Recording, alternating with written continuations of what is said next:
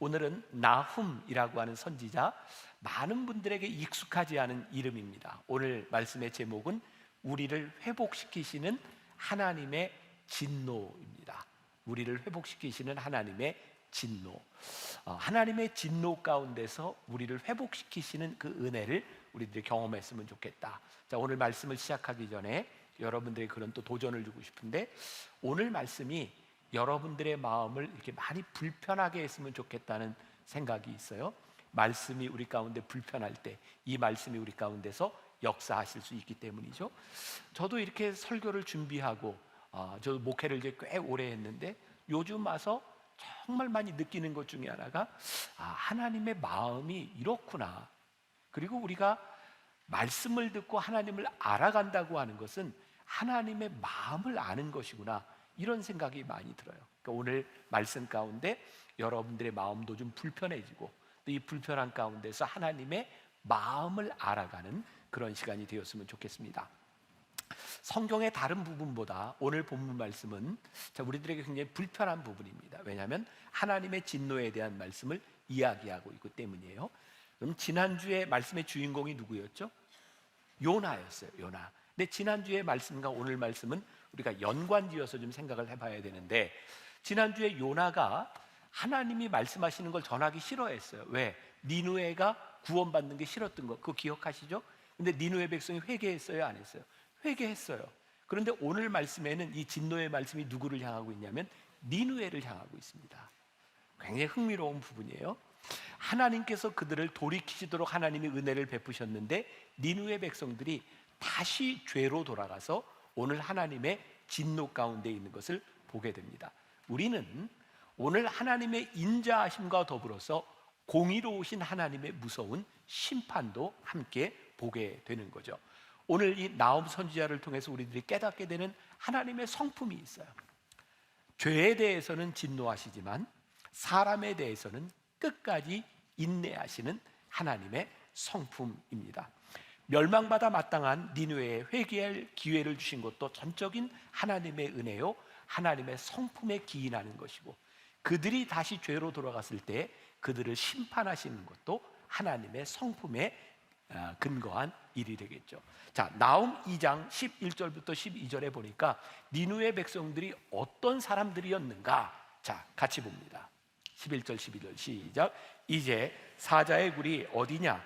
젊은 사자가 먹을 곳이 어디냐? 전에는 숫사자 암사자가 그 새끼 사자와 함께 거기서 다니되 그것들을 두렵게 할 자가 없었으며, 숫사자가 그 새끼를 위하여 먹이를 충분히 찢고 그의 암사자들을 위하여 움켜 사냥한 것으로 그 굴을 채웠고 찢은 것으로 그 구멍을 채웠었도다.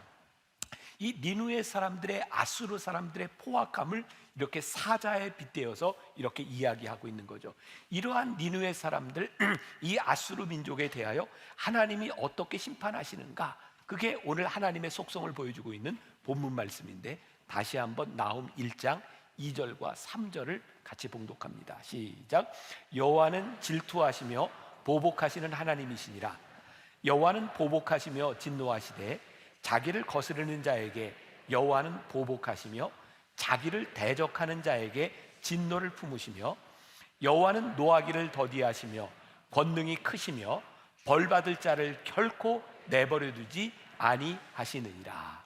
오늘 말씀을 제가 우리 묵상팀과 함께 나누었을 때 한 권사님이 이런 짧은 글을 써주셨어요. 제가 좀 읽어드립니다. 비록 벌 받을 만한 자에게 임한 진노와 심판이라 할지라도 대체로 우리는 하나님의 이러한 모습을 낯설어 하는 것 같습니다. 우리는 심판하시는 공의의 하나님보다는 한없이 부드러우시고 자상하시고 인자하신 하나님의 성품에 더 익숙하여 진노, 보복, 심판, 벌과 같은 말들을 불편해하지 않나 하는 생각을 해봅니다. 어떠세요? 그 진노, 심판, 불편하지 않습니까?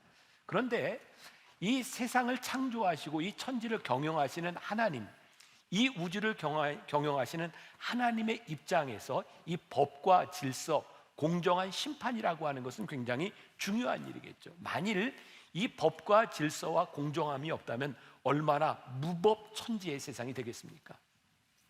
질투와 보복이라고 하는 말이 하나님의 본성과 잘 어울리지 않는 것 같아 보이는데, 조금만 생각해도 하나님은 우리의 죄를 그냥 간과하지 않으신다는 하나님의 의지가 얼마나 확고한가를 우리들에게 보여주시는 부분이에요.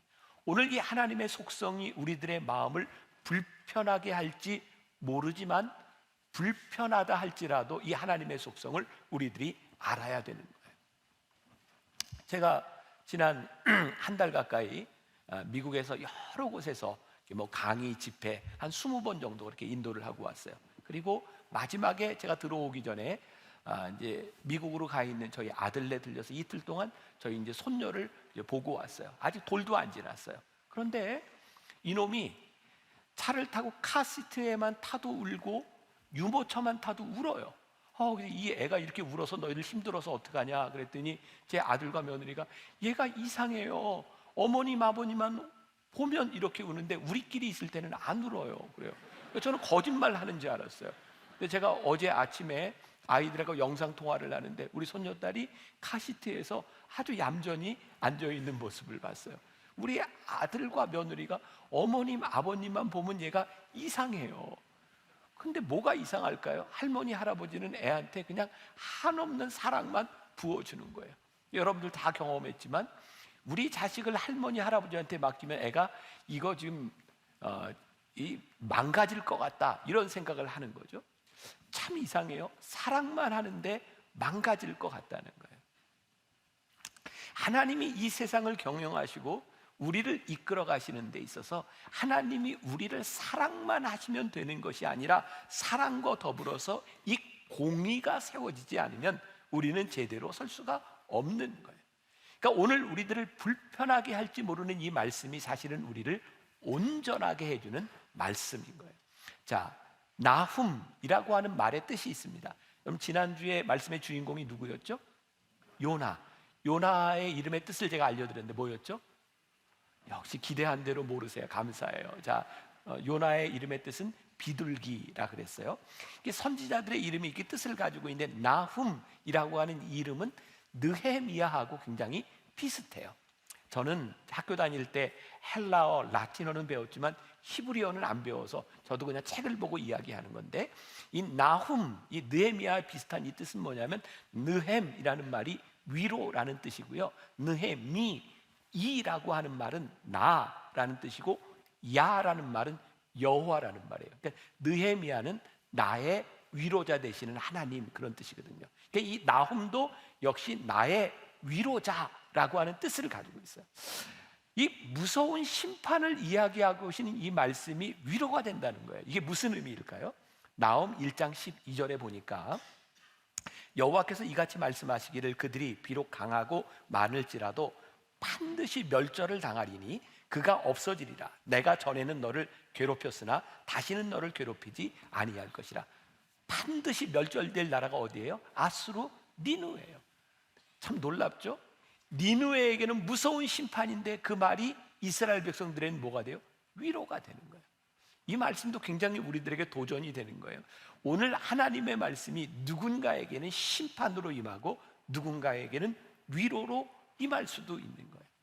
자, 기원전 700년부터 650년 요 사이에 요 말씀이 아마 예언자가 활동했으리라고 생각해요. 기원전 700년부터 650년 사이. 역사 이야기를 조금 해도 괜찮을까요? 네. 북이스라엘과 남유다로 둘로 나눠져 있었는데 북이스라엘이 몇 년에 멸망을 했죠? 네. 모르실수록 좋아요. 네, 좋아요. 자, 722년 BC 722년에 북이스라엘이 아수르에게 멸망을 했어요. 그러니까 700년이면 이미 멸망한 지 22년 정도가 지난 다음이에요. 그리고 남유다는 586년경 BC 586년경에 바벨론에 의하여 멸망을 당해요. 그러니까 650년이라고 하면 남유다가 아직 멸망되기 전이에요. 700년부터 650년 사이에 북이스라엘은 이미 멸망을 했고 남유다는 멸망을 하지 않았지만 아수르에게 조공을 바치면서 가장 힘들고 어려운 때를 지나가고 있었어요. 바로 이 시기에 두 명의 예언자가 등장하는데 그 중에 하나가 나홈이고 다음 주에 우리들이 배우게 될 하박국 선지자가 요 시기에 등장합니다. 자, 바로 이 시기에 유대인들에게 니느웨가 공허하였고 황폐하였다라고 하는 나홈 2장 10절의 말씀은 진짜 믿기 어려운 말씀이었어요.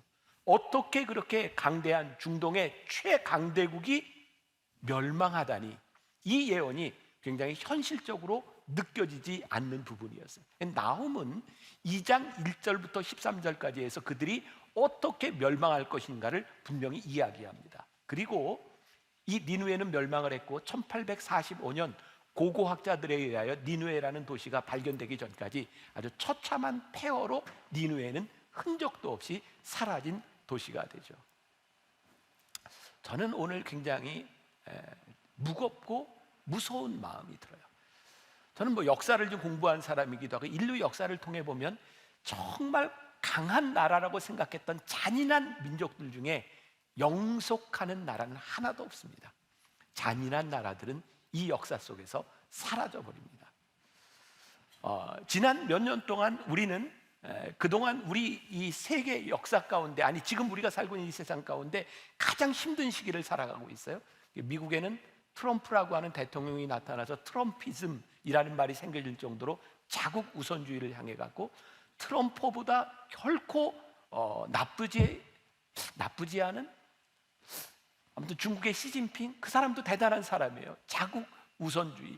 그런가 하면 더 깡패 같은 푸틴이 있고, 그리고 더욱더 조폭 같은 김정은도 있고, 지금 우리들이 살고 있는 이 세계 강대국들을 보면 얼마나 자국 우선주의를 생각하며 사람들에게 다 악하게 구는지 몰라요. 저는 그게 무서운 거예요.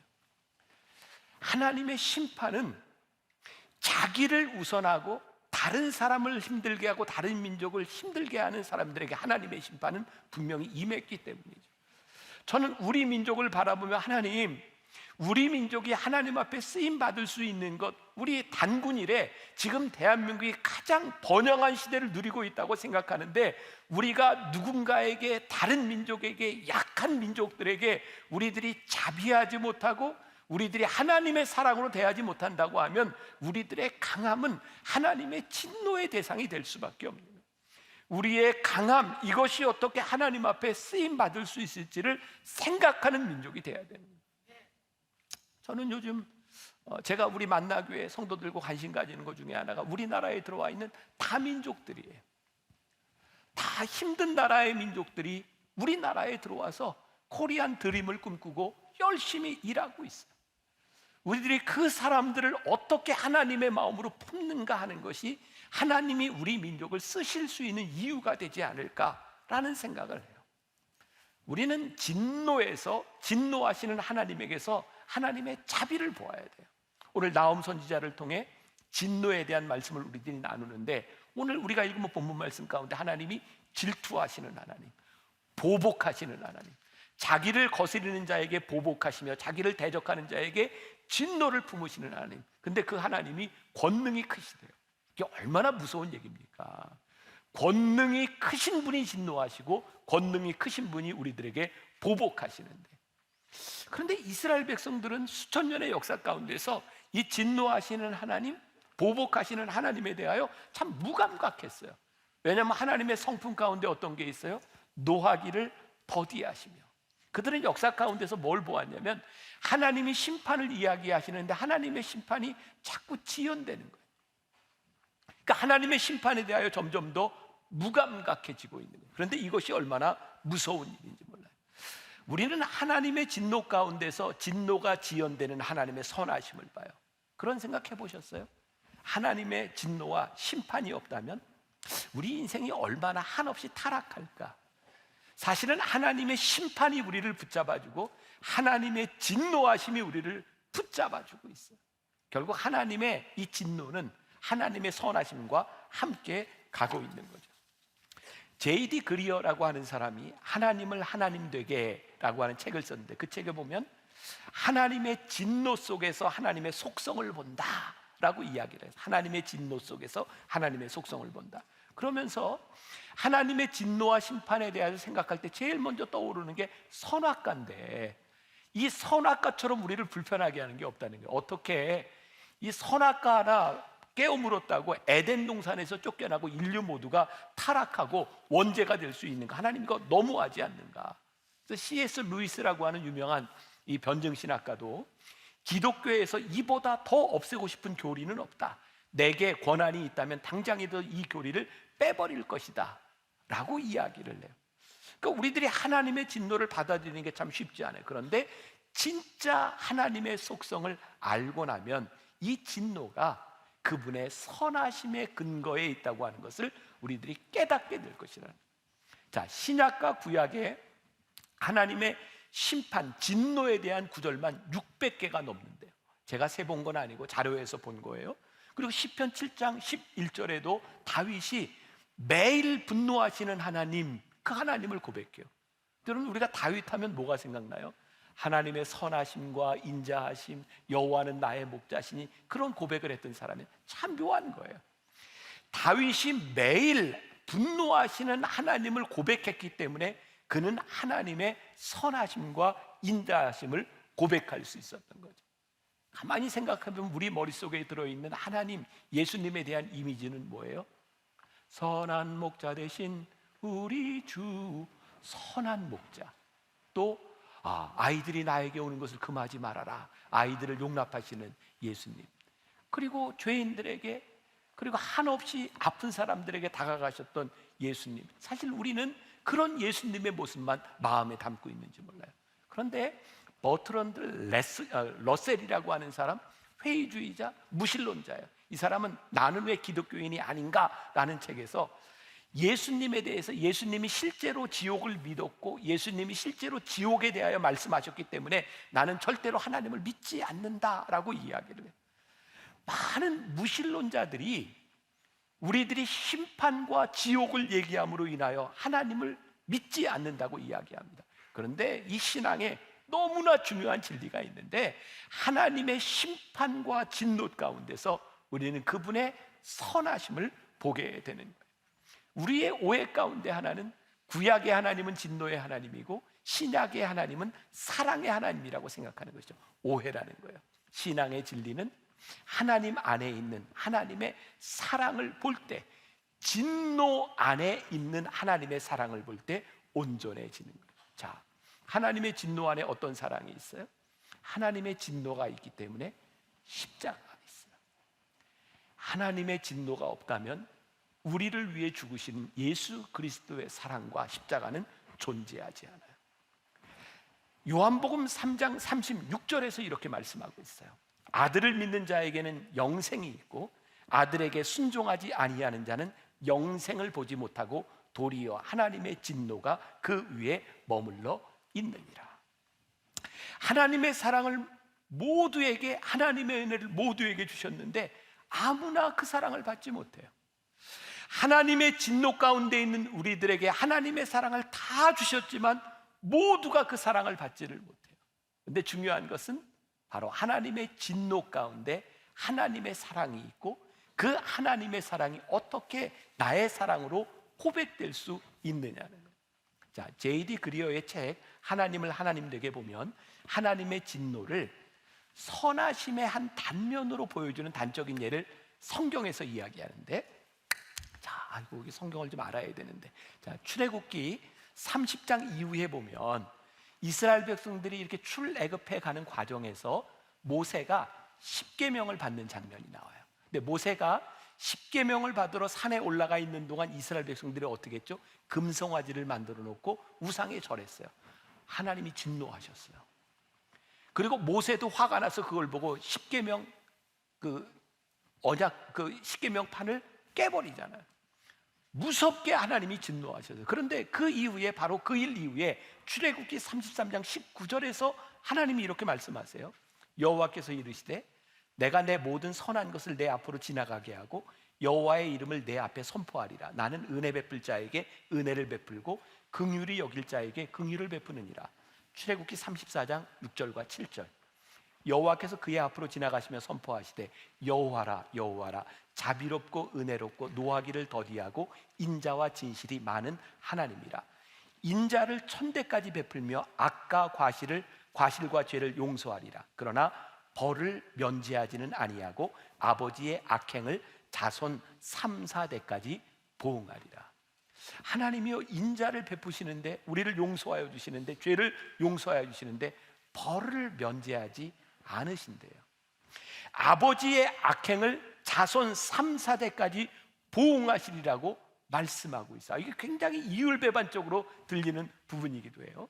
근데 하나님의 진노는 하나님의 사랑과 자연스럽게 연결이 되어 있는데, 하나님은 거룩한 분이시라고 하는 것은, 이 거룩은 하나님의 정의 가운데 있어요.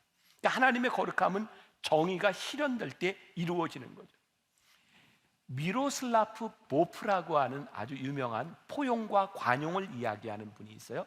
요즘 근세기에 들어 가장 유명한 신학자이기도 해요. 이분은 크로아티아에서 1991년부터 일어났던 그 크로아티아 내전에서 그의 사랑하는 가족들과 친구들이 학살당하는 것을 직접 보았던 사람이에요. 근데 그 사람이 포용과 관용을 이야기하죠. 이런 말을 해요. 그러한 일들에 대하여 진노하시고 언젠가 정의를 회복시키실 하나님이 계시다는 확신이 나에게는 있다. 만일 하나님께서 복수할 능력이 없다면 우리 인간들은 스스로 복수심에 시달릴 수밖에 없다고 생각한다. 하나님의 손에 검을 들고 계시다는 것을 믿을 때 비로소 우리는 자신의 검을 내려놓을 수 있는 것이다. 우리들이 이 세상 가운데서 포용하고 관용할 수 있는 이유는 하나님의 정의가 살아있기 때문에, 만일 하나님의 공의로우심과 하나님의 정의와 하나님의 거룩이 존재하지 않는다면 우리는 우리들 스스로 모든 것을 해결해야 될지도 몰라요. 여러분, 많이 쓰는 예화인데, 암 환자가 내 사랑하는 사람이라면 우리는 암세포를 미워할 것이라는 것이죠. 근데 나와 상관없는 사람이라면 그런 느낌이 들지 않아요. 우리들 주변에 일어나는 수많은 악들에 대하여 우리가 방관할 수 없는 것은 우리가 사랑하는 사람들 주변에 일어나고 있는 일들이기 때문이죠. 하나님께서 우리를 바라보시면서 하나님이 창조하신 이 세상에 악들이 성행하는 것을 바라보며 하나님이 그냥 두실 수 없는 이유가 있는데, 하나님이 우리를 사랑하시기 때문에, 하나님의 진노가 없다면 하나님이 얼마나 선하신지, 하나님이 어떻게 우리를 사랑하시는지가 드러나지 않는 거예요. 심판이라고 하는 것은 우리들의 죄의 결과인 것이죠. 이 J.D. 그리어의 책에 아주 좋은 예화가 있어요. 한 번은 아들이 주방에 와서 우유 한 잔을 달라고 합니다. 아버지는 아들에게 우유는 상했으니 대신 주스를 마시라고 말해 주었습니다. 그런데 아들 녀석이 말을 듣지 않고 우유를 들더니 씩 웃고는 벌컥벌컥 마셔버렸습니다. 곧 역한 맛에, 여러분 상한 우유 먹어보셨죠? 그 역한 맛에 우유를 내뱉으면서 아버지에게 이렇게 말합니다. 아버지, 저한테 왜 그러세요? 이렇게 따지는 일이 정당한 일일까요? 우리들의 삶에 경험하고 있는 하나님의 진노가 있어요. 심판이 있어요. 그런데 많은 것들은 사실은 하나님의 심판이 임했기 때문이 아니라 우리들이 선택한 것에 대한 자연스러운 결과로 올 때가 많이 있어요. 신학자들은 이것을 뭐라고 얘기하냐면 수동적 차원의 진노라고 얘기합니다. 여러분, 이걸 기억하셔야 이제 말씀이 이어집니다. 수동적 차원의 진노. 우리들이 경험하는 많은 심판들은 사실 하나님의 능동적 심판이 임하지 않으셨는데 수동적 심판을 경험하고 있을 때가 많이 있다는 거예요.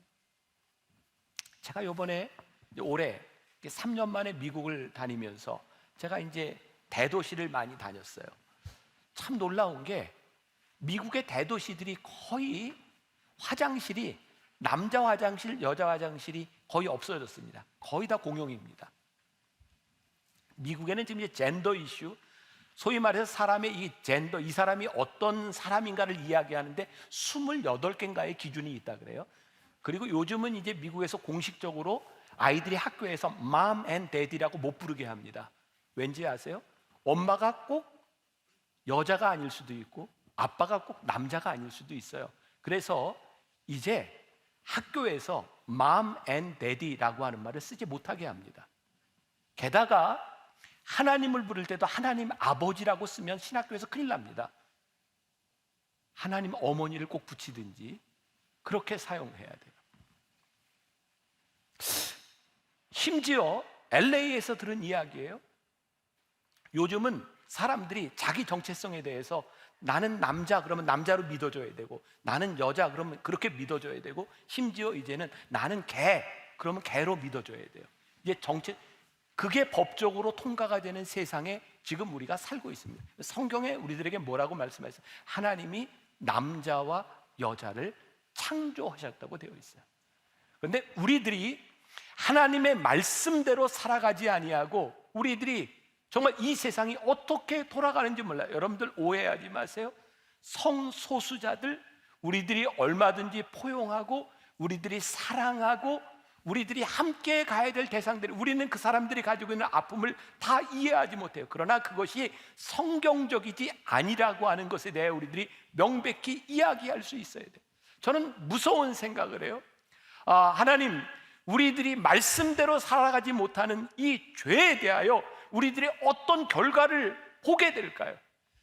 사실 우리 주변에 일어나는 많은 사건과 사고들이 술과 연관되지 않은 게 얼마나 있으며, 반문화와 연결되지 않은 게 얼마나 있겠습니까? 사실 우리들이 경험하는 많은 악들은 하나님의 말씀에서 벗어난 일들로 인하여 우리들이 경험되는 수동적 진노가 많이 있어요. 이거 우리들 부정할 수 없는 일들이죠. 얼마 전에 원숭이 두창이라고 하는 병이 유행을 해서 백신을 맞느냐 안 맞느냐, 제가 자료를 쭉 찾아봤어요. 원숭이 두창이 발병했을 때 영국에서는 공개적으로 이거는 성소수자 게이들에 의해서 이렇게 전염이 된다라는 이야기들이 나오는데 그 얘기 못하게 합니다. 공식적으로 이것이 성소수자에 의해서 전염된다고 이야기를 하면 굉장히 무식한 사람 취급을 합니다. 근데 사실 전염의 많은 부분들은 성적인 접촉에 의해서 하는 것이 맞습니다. 우리를 한참 힘들고 어렵게 했던 에이즈, HIV, 요즘 2021년 11월 기준으로 우리나라 통계를 보니까 감염 누적자의 8,544명이 우리나라의 누적 환자입니다. 저도 지금 통계를 보고 깜짝 놀랐어요. 99%가 성적인 접촉으로 인하여 에이즈가 왔습니다. 이거는 팩트입니다. 그리고 혈액으로 인하여 전염되는 경우는 1% 미만입니다. 그런데 이런 이야기를 공개적으로 하면 무식하다는 소리를 듣고 저 사람 아주 이상한 사람 취급을 받습니다. 전 두려운 거예요. 하나님, 지금 이 세상에 우리들이 말씀대로 살아가지 못하는 것으로 인하여 지금 이 인류가, 우리나라와 민족과 우리의 자녀들, 다음 세대들이 어떻게 갈지 모르는 이 상황 가운데 하나님, 수동적 진노를 바라보며 능동적 진노가 임하지 않도록 우리들이 하나님 앞에 하나님의 진노하심이 임하지 않도록 우리들이 어떻게 살아가야 될까요? 사실은 지연된 하나님의 진노 가운데 하나님의 사랑을 보지 못하면 우리들이 안 됩니다. 출애굽기 34장 7절, 인자를 천대까지 베풀며 악과 과실과 죄를 용서하리라. 그러나 벌을 면제하지는 아니하고 아버지의 악행을 자손 3, 4대까지 포옹하리라. 여러분, 에스겔서에 보면 하나님이 분명히 말씀하세요. 18장 19절과 21절까지 해서 그 아버지의 죄로 아들이 벌을 받지 않고 아들의 죄로 아버지가 벌을 받지 않는다라고 말씀하세요. 분명한 것인데요, 우리들이 하나님 앞에 제대로 쓰면 부모의 죄로 인하여 우리들이 벌을 받지 않습니다. 그러나 그 악행이 3, 4대까지 영향을 미치게 되어 있는 거예요. 내가 잘못 살면 내 악으로 인하여 자녀가 벌을 받는 것은 아닌데, 내 악으로 인하여 그 자녀들에게, 우리들이 잘못 살아간 들이 영향을 미치게 되어 있는 거예요. 하나님, 우리들에게 임한 이 수동적 진노, 이 진노가 능동적 진노로 넘어가지 않도록 기다리시는 하나님의 사랑 앞에서 우리들이 어떻게 반응해야 할까요? 제가 오늘 이 말씀이 여러분들 누군가의 마음을 좀 불편하게 했으면 좋겠다 그랬어요. 혹시 오늘 말씀을 듣는 우리들 가운데 그렇구나, 지금 내가 수동적 진노의 시기를 지나가는 사람이 있구나 라고 마음이 찔림이 있고 마음이 아프다면 우리들이 하나님 앞에서 돌아와야 될 때입니다. 자, 제가 염려가 돼서 여러분들에게 말씀을 잘 기억하세요. 자, 오늘 제가 여러분들에게 말씀을 나누는데 지금 여러분들 가운데 어떤 질병이나 어떤 어려움을 지나가고 있는 이 모든 것이 죄의 결과로 오는 것은 아니에요. 분명히 아셔야 돼요. 내가 아프다, 암에 걸렸다, 죄 때문이다, 아니에요. 성경에도 보니까 이것이 누구의 죄 때문입니까? 아니, 하나님의 영광을 위함이라고 말씀하고 있으니까 모든 병과 모든 고통이 우리들의 죄로 인함은 아니에요. 그러나 우리들 스스로가 알아요. 내 질병과 내 아픔과 내 고난이 하나님의 진노 때문은 아닌가, 불안한 마음들이 있어요. 우리들에게 그런 마음이 든다면 우리들이 여기에서부터 돌아서야 되는 거예요. 어떤 목사님의 이야기입니다. 실제로 목회를 하면서 금전적인 욕심으로 인하여 교회에 많은 문제를 일으켰던 목사님이 있어요. 근데 이 목사님은 백혈병에 걸렸어요. 이 목사님을 사랑하는 친구 목사님이 이 목사님에게 가서 그렇게 조언을 합니다. 하나님 앞에 갈 일이 멀지 않았으니 지금이라도 회개하고 돈에 대한 욕심을 내려놓으라고. 그런데 회개할 것 같았던 이 목사님이 백혈병에서 나음을 받았어요. 예전으로 또 돌아갔어요. 그리고 결국은 금전적인 문제로 교회에서 쫓겨납니다. 여러분, 그런 생각 들지 않으세요? 저 목사님에게 백혈병이 참 축복일 수도 있었겠다. 그 병 앞에서 자신을 바라보고 내가 하나님 앞에 수동적 진노 앞에 서 있다는 것을 알고 자기를 돌아볼 수 있는 기회를 놓치고 말았구나. 그 목사님이 그런 얘기 하더라고요. 정말 하나님을 믿는 사람인지 하나님을 믿으면서도 어떻게 저렇게 담대할 수 있는지 모르겠다. 어떤 유명한 목사님입니다. 교인과 부적절한 관계가 있었어요. 들통이 났습니다. 사역지에서 쫓겨나게 되었어요. 근데 그분은 그 상황 가운데서 하나님의 자비를 고백합니다. 내가 들통났기 때문에 더 이상 불륜으로 발전하지 않고 여기에서 끊어주신 하나님의 은혜, 하나님의 자비하심이구나. 참 힘들었죠. 명예도 다 없어지고 교회에서 쫓겨나는 자리에, 그러나 하나님께서 여기에 나를 드러나게 하심으로 더 큰 죄를 짓지 않도록 드러나게 하신 하나님의 은혜와 하나님의 자비하심이 나에게 있습니다. 말씀을 적용해 봅시다. 우리 인생에서 하나님의 진노로 느껴지는 것이 사실은 하나님의 기다리심과 연민이 아닐까. 오늘 우리들의 불안한 마음, 하나님, 제가 분명히 잘못 살고 있는데 이 불안한 마음 가운데서 하나님이 우리를 기다리시는 하나님의 인자하심과 하나님의 기다리심이 있다라고. 하나님은 우리의 죄대로 되갚아주기를 원하시는 분이 아니라 우리의 인생을 죄에서부터 되돌려 놓기를 원하시는 분이세요. 우리는 진노 앞에서 하나님의 십자가를 이해하게 되죠. 십자가는 하나님의 사랑으로 하나님의 진노를 뒤엎어 놓으신 하나님의 선택적인 사건이었어요. 하나님은 분노를 멀리하시고 긍휼을 가까이 하시는 분이라는 것을 이 십자가를 통해서 우리들에게 명백하게 말씀해 주고 계세요. 로마서 5장 8절부터 10절 같이 봅니다. 시작. 우리가 아직 죄인 되었을 때 그리스도께서 우리를 위하여 죽으심으로 하나님께서 우리에 대한 자기의 사랑을 확증하셨느니라. 그러면 이제 우리가 그의 피로 말미암아 의롭다 하심을 받았으니 더욱 그로 말미암아 진노하심에서 구원을 받을 것이니 곧 우리가 원수 되었을 때에 그의 아들의 죽으심으로 말미암아 하나님과 화목하게 되었은즉 화목하게 된 자로서는 더욱 그의 살아나심으로 말미암아 구원을 받을 것이니라.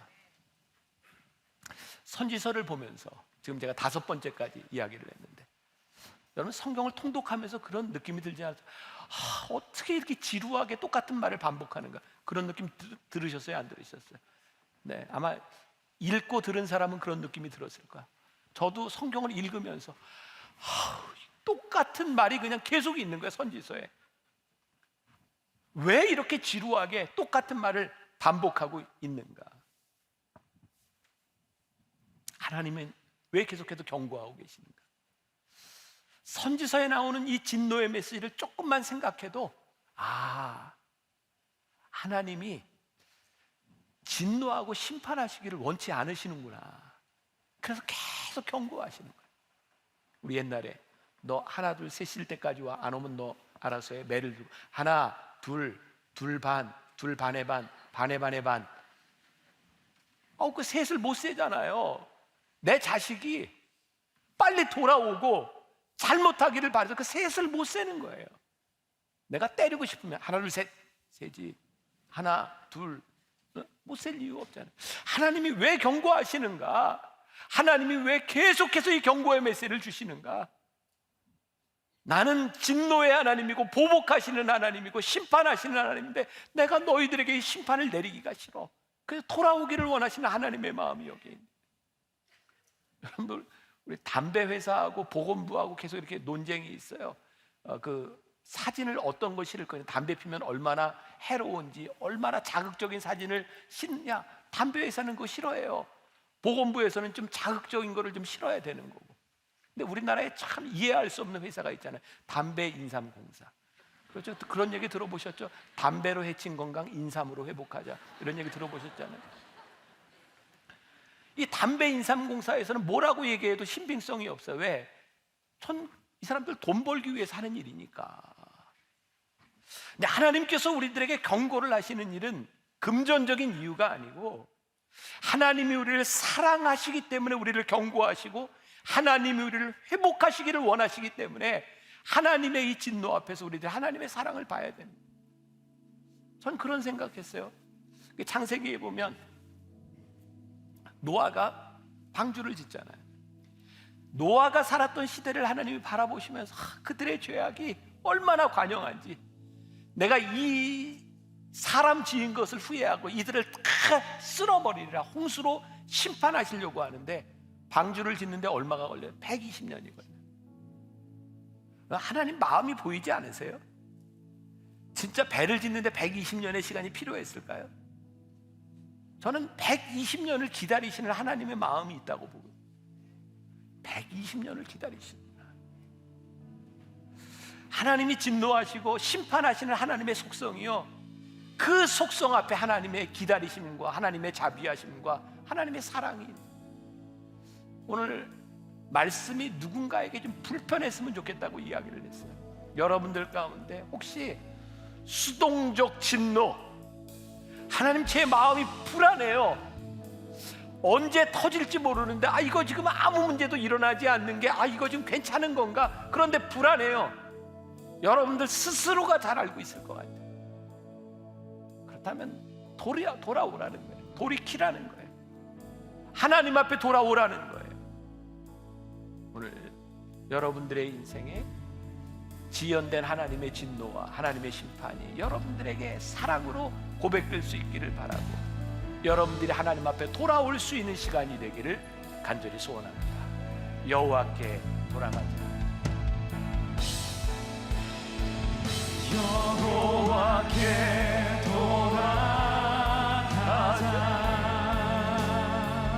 우린 돌아서도 그는 변치 않네. 여호와께 돌아가자.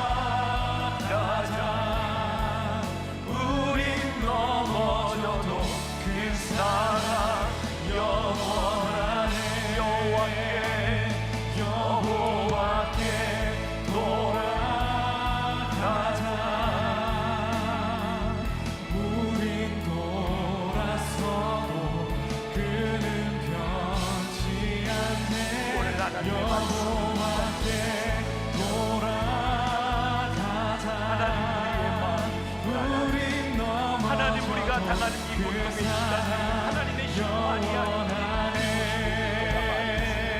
주님의 말씀 앞에 아버지 하나님, 하나님의 심판 앞에 우리들이 심판의 대상이 아니라 하나님, 우리들이 믿음으로 돌아설 수 있는 주의 백성이 변치 않네. 아버지 하나님의 하나님의 인자하심, 우린 넘어져도 그 사랑 영원하네. 아버지 하나님, 하나님의 말씀 여호와께 돌아가자. 아버지 하나님, 우리의 무서운 죄와 아버지 하나님의 무서운 심판 앞에 아버지 하나님 돌아서지 않네. 여호와께 돌아가자. 우린 넘어져도 그 사랑 영원하네. 아버지 사랑을 오래 참고 자신을 내어 이 나라와 이 민족을 바라보게 하소서. 아버지 하나님,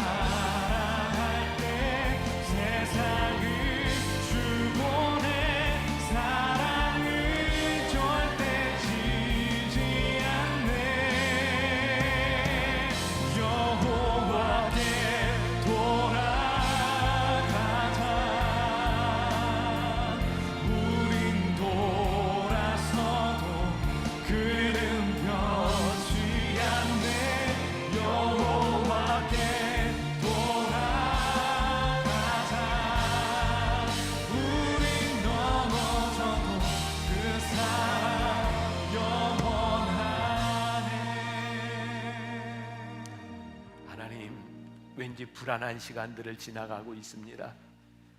하나님, 내 어려움과 고통이 혹시 지연된 하나님의 진노와 심판은 아닐지 두려움 가운데 있는 사람도 있습니다. 하나님, 그 마음을 주셨으면 깨달아 알게 하시고 돌아올 수 있는 용기를 허락하여 주옵소서. 여호와께 돌아가자, 여호와께 돌아가자. 수없이 경고했던 예언자들의 메시지를 들으며 하나님의 마음을 보게 하여 주옵소서. 오늘 이 심판의 메시지가 우리에게 무서운 심판이 아니라 우리를 위로하시는 위로의 하나님의 음성으로 들리게 하여 주옵소서. 오늘 말씀으로 인하여 제 마음이 많이 불편합니다. 그것이 은혜구나. 이 불편함으로 인하여 내가 씨름하며 하나님 앞에 돌아서야 되겠구나. 결단의 역사들이 우리들 가운데 일어나게 하여 주옵소서. 지금은 우리 주 예수 그리스도의 은혜와 하나님 아버지의 무한하신 사랑과 성령의 인도하심이 하나님 앞에 용기 있게 돌아서기를 소원하며 이 세상으로 나가는 당신의 사랑하는 모든 백성들 위해 지금부터 영원까지 함께 하시기를 간절히 축원하옵나이다. 아멘.